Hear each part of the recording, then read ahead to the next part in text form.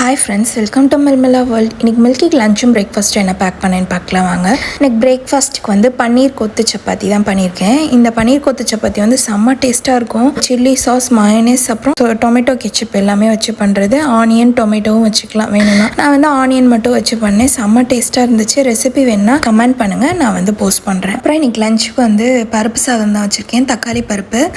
இந்த பருப்போட ரெசிபி நம்ம சேனலில் ஆல்ரெடி போஸ்ட் பண்ணியிருக்கேன், வேணா போய் செக் பண்ணி பாருங்கள். இதுக்கு ஆப்டான காம்பினேஷன் வந்து எண்ணெய் கத்திரிக்காய் தான்.